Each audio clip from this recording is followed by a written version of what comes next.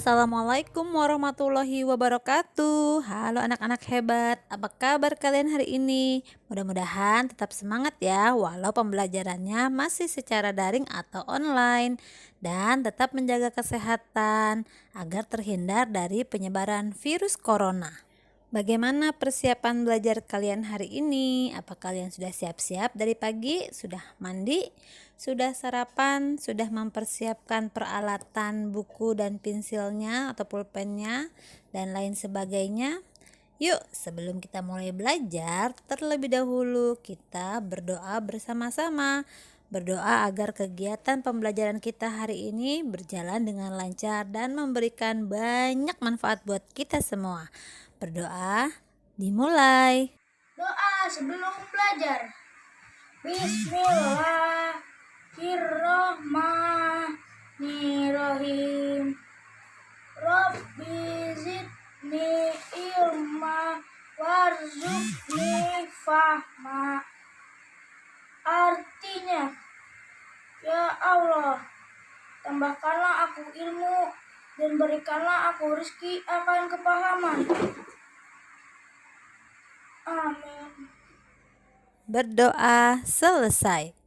Nah, anak-anak, hari ini kita akan mempelajari tentang tema 5, subtema 2, PB5, yaitu tentang cara perpindahan panas secara radiasi. Tapi sebelumnya kita akan menyanyikan lagu wajib nasional, yaitu Padamu Negeri. Menyanyikan lagu wajib nasional dimulai.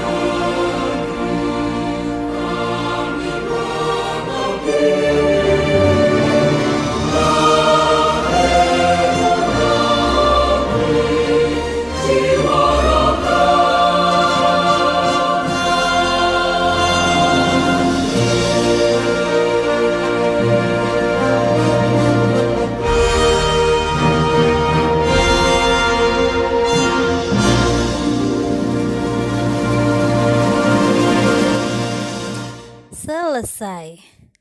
Nah, kita kemarin dalam minggu ini sudah mempelajari cara perpindahan kalor secara konduksi, konveksi, dan hari ini adalah secara radiasi.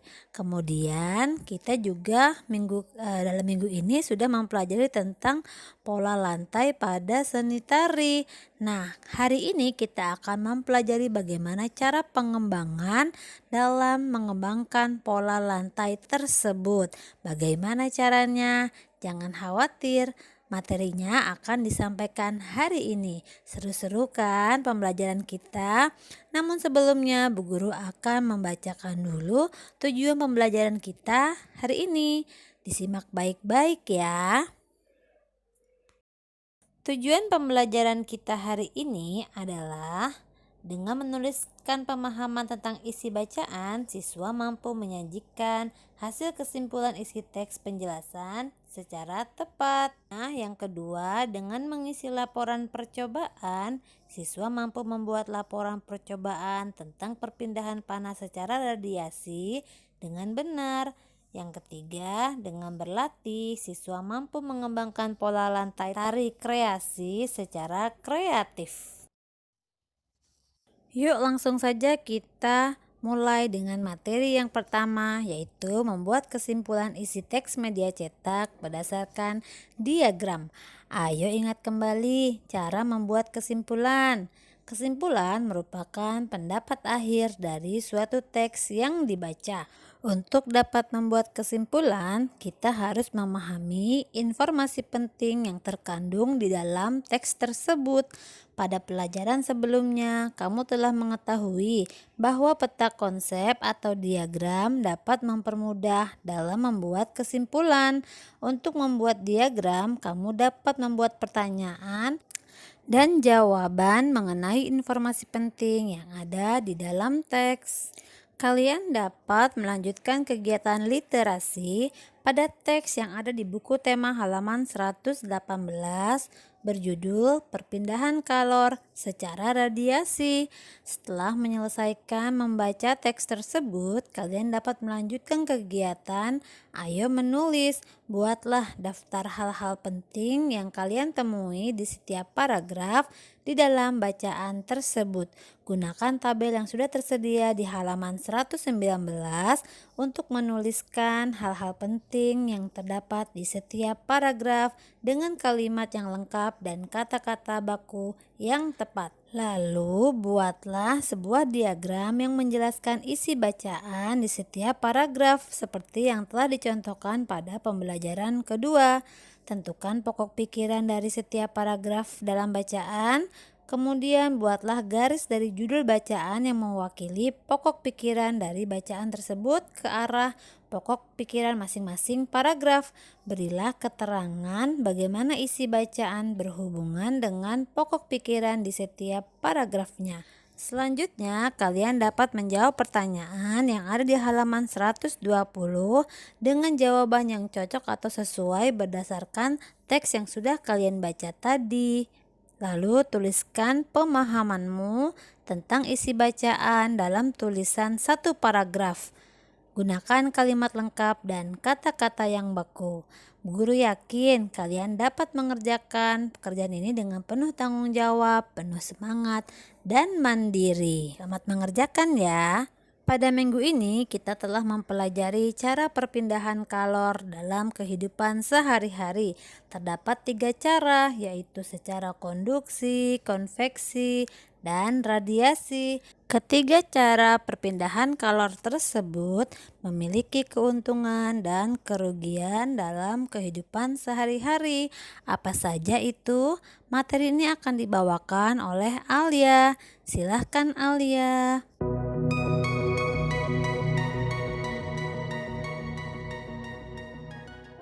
Assalamualaikum teman-teman, apa kabarnya? Semoga baik-baik aja ya. Nah, bertemu lagi bersama aku Almakfira.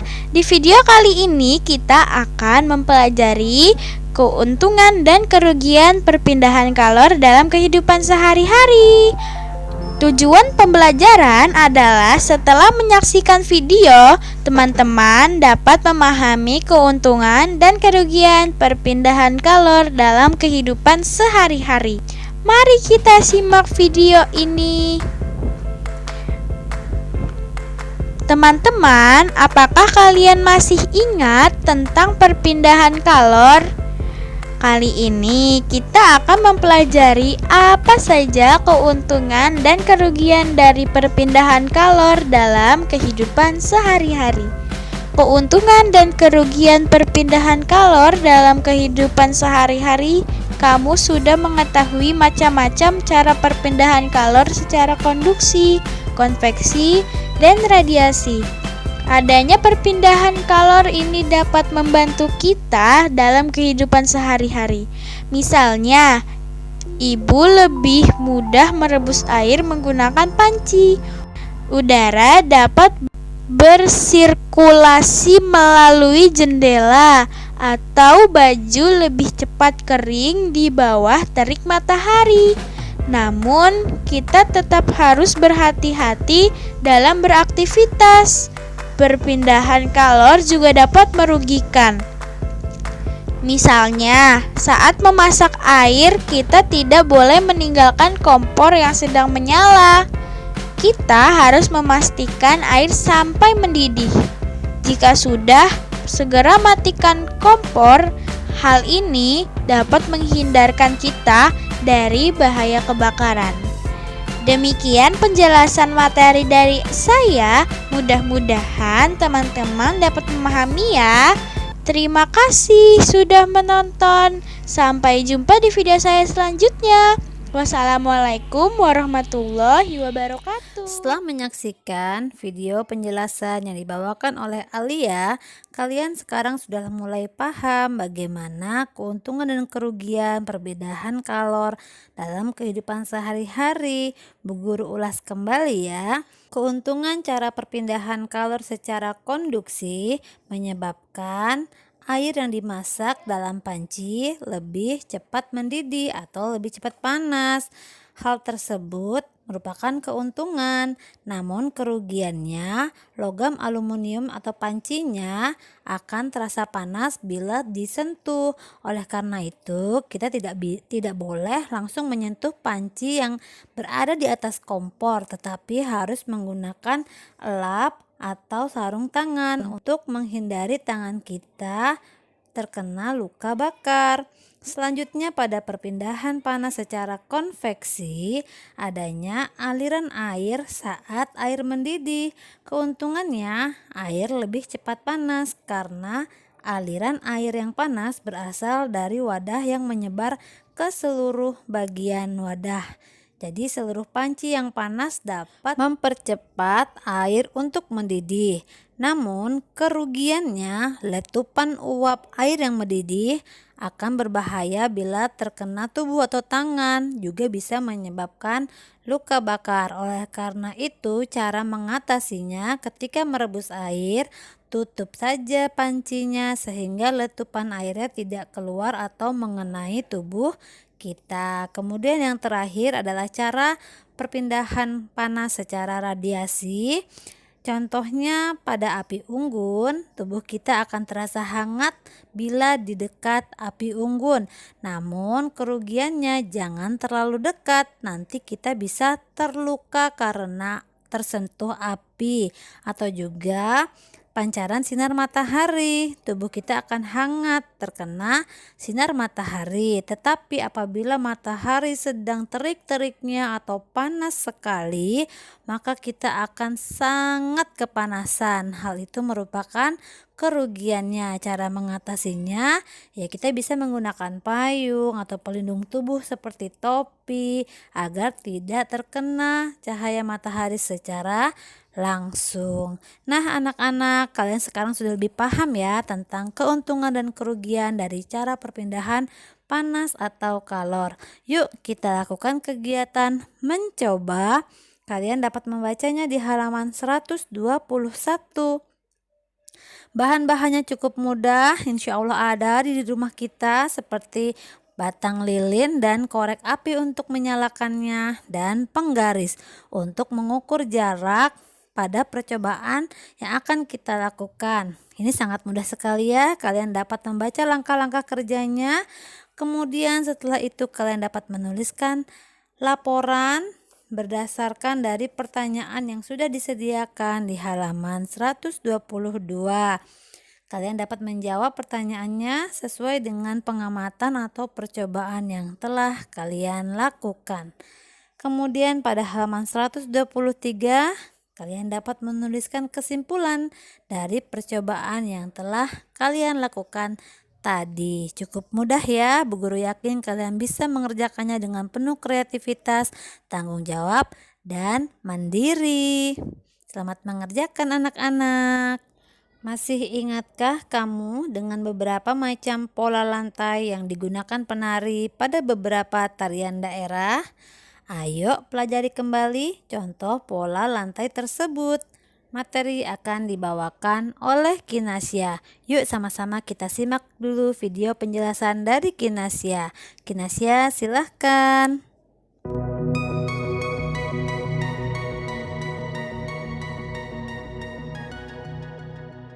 Assalamualaikum warahmatullahi wabarakatuh. Halo teman-teman. Perkenalkan, nama saya Kinasya Friska Putri dari kelas 5 Jenderal Ahmad Yani. Yuk teman-teman, kita belajar bersama. Video kali ini menjelaskan mengembangkan pola lantai tari daerah. Pembelajaran tema 6. Subtema 2. Tujuan pembelajaran. Setelah menyaksikan video, teman-teman dapat mengembangkan pola lantai tari daerah secara baik dan benar. Mari kita simak video berikut ini.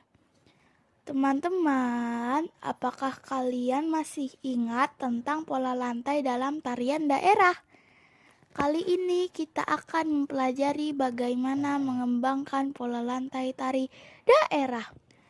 Mengembangkan pola lantai tari daerah. Ayo ingat kembali pola lantai yang kamu pelajari pada pelajaran sebelumnya. Pola lantai tari daerah memiliki dua pola utama, yaitu pola lantai lurus, pola horizontal, vertikal, diagonal, dan zigzag. Dan pola lantai lengkung, garis lengkung ke depan, garis lengkung ke belakang, pola lantai bentuk lingkaran, dan pola lantai angka 8. Setiap pola lantai dapat dikembangkan menjadi beberapa pola lantai lainnya. Contohnya, tari saman yang memiliki pola lurus ke samping dan zigzag. Pola lantai tersebut dapat berubah menyesuaikan irama musik atau gerakan yang berbeda dari sebelumnya. Perhatikan gambar pola lantai berikut. Hitungan 1, pola horizontal. Hitungan 2, membentuk pola zigzag. Hitungan 3, pola zigzag sempurna. Demikian penjelasan materi dari saya. Mudah-mudahan teman-teman dapat memahami ya. Terima kasih atas perhatiannya. Sampai jumpa di video saya selanjutnya. Wassalamualaikum warahmatullahi wabarakatuh. Setelah menyaksikan video penjelasan dari Kinasya, kalian sudah lebih paham ya cara mengembangkan pola lantai pada tari daerah. Nah, kalian dapat melakukan kegiatan berikutnya yaitu ayo berlatih pada halaman 124. Kalian dapat membaca langkah-langkahnya dan ikuti langkah-langkahnya serta kalian dapat menjawab pertanyaan yang tertera di halaman 124 dan 125. Guru yakin kalian dapat mengerjakannya dengan penuh semangat dan tanggung jawab serta mandiri. Selamat mengerjakan anak-anak. Nah, alhamdulillah kita sudah berada di penghujung pembelajaran kita hari ini. Bu Guru ulas kembali ya apa saja yang sudah kita pelajari tadi. Tadi kita sudah mempelajari tentang cara membuat kesimpulan pada isi teks dengan menggunakan diagram atau tabel.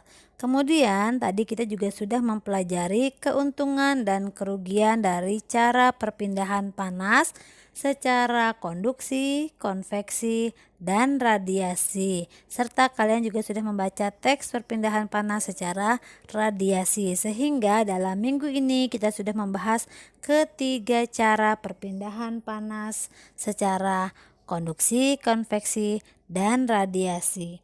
Lalu tadi kalian juga sudah mencoba ya mengembangkan pola lantai pada tarian daerah.